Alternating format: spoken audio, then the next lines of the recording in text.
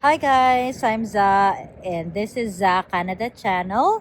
And today we are talking about a new episode again and ito yung double standards na tinatawag. Let's explain first what's double standards. Double standards is yung pag ikaw yung gumawa, cute, pero pag iba yung gumawa, nakakainis. Ayan ang double standards. And how is it related to those immigrant or to those OFWs na naninirahan dito sa Canada? So we are going to talk about double standards further. Wagalis.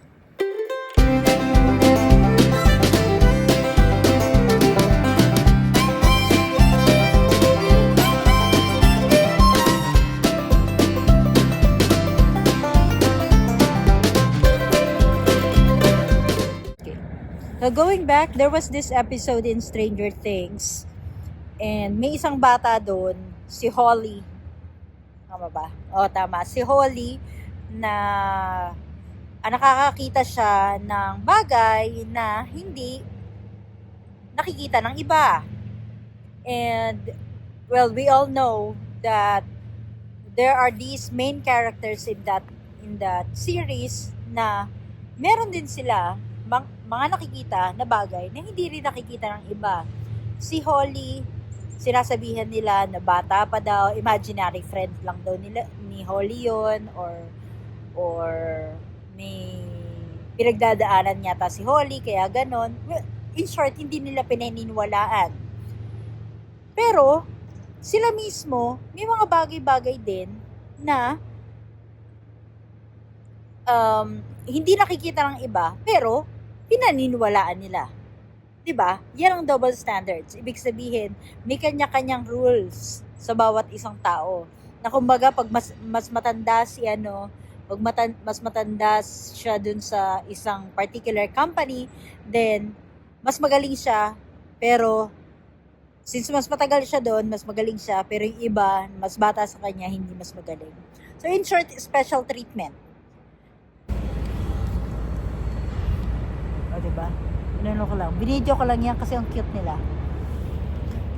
So, special treatment in a way like, for example, na-late ka sa, si Karen, na-late dun sa, sa office na pinapasukan mo. Yung iba magsasabi, oh, she must be tired, or probably she's not feeling well. That's the reason why she was late. Pero pag ikaw yung na-late, then somebody might tell you, why are you abusing the system? 'Di ba? Kahit isang beses ka ba lang na-late dun sa isang sa isang pinapasukan mo. Ang mga rules na kagaya nito is naimbento ng mga tita natin, mga tita pa lang natin or ng mga lola natin na halimbawa si kuya nagdala ng girlfriend sa bahay, sasabihin nila, uy, binata ka na. Uy, ang cute naman ng girlfriend mo. Uy, kailan ka mag-aasawa? 'Di ba? Pag si kuya. Pero kapag si ate ang nagdala ng isang lalaki na kahit naman gagawa lang sila ng project, which is true. Pero wag niyo gagayahin to, okay? Napupunta kayo sa kwarto na conservative pa rin tayo, naniniwala pa rin ako sa privacy nating mga Pilipino when it comes to dating. Ayan, when it comes to dating. If it's just project, then make it just a project. Well, anyway, limbawa si ate, nagdala ng isang nakaklase niyang lalaki sa bahay, na totoo naman, nagagawa lang sila ng project. Then, mga tita natin, judgmental agad. Ay, sino yan? Sino yung papapasukin mo dito? Sino ba yan? Palabasin mo nga yan. Ayan. 'Di ba? So, minsan, sasagot na lang ang bata na hindi po ako kriminal, tita or tito, hindi po ako kriminal, magagawa lang po kami ng project. And these are the examples of double standards. Pag lalaki okay, pag babae hindi. And there are examples also na double standards when it comes to those people na nagpo-post sa Facebook. Kapag artista ang nag-post or kapag sikat na tao ang nag-post ng isang challenge niya sa buhay, ang isang challenge niya sa buhay, then some people will say, you deserve better sis, or you deserve better bro. 'Di ba? Minsan may mga taong sasabihin nila, it shouldn't have done, wala, hindi mo deserve yan, hindi mo deserve, you should take justice kung ano man ang nangyari pag sikat. Pero kapag yung mga maliliit na vlogger o mga influencer o yung mga gusto lang mag-post sa Facebook at nandito na sila sa Canada, sabihin nila at may pinagdadaanan sa buhay, yung iba magko-comment na buti ka nga nasa Canada ka na eh. 'Di ba? Ito yung mga double standards na depende sa katayuan ng tao minsan. Ang pag-comment, ang mode of comment ng ibang mga tao. So there are just so much types of double standards.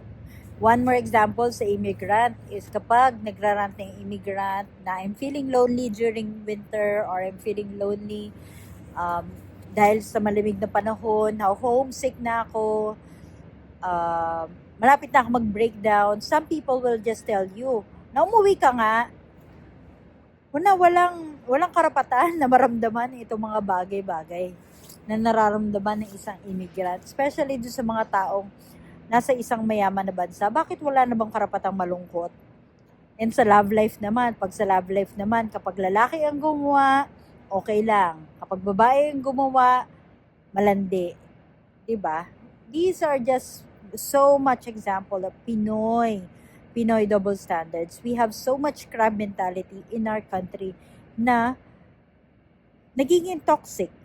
Imbis na makatulong, nakakasama pa. Imbis na mabawasan yung depression ng tao, mas lalong nalulubog.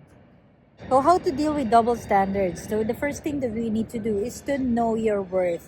Hindi porket immigrant ka, iba yung rules para sa'yo. Hindi porket nasa Canada ka, dapat malakas ka lagi. Your emotions are always valid. Lahat ng tao may pinagdadaanan, mapapilipinas man yan o nasa ibang bansa. Again, hindi nakabase sa zip code mo yung pagiging kasayahan mo sa buhay. Okay? Masaya ka na nasa Pilipinas, then so be it.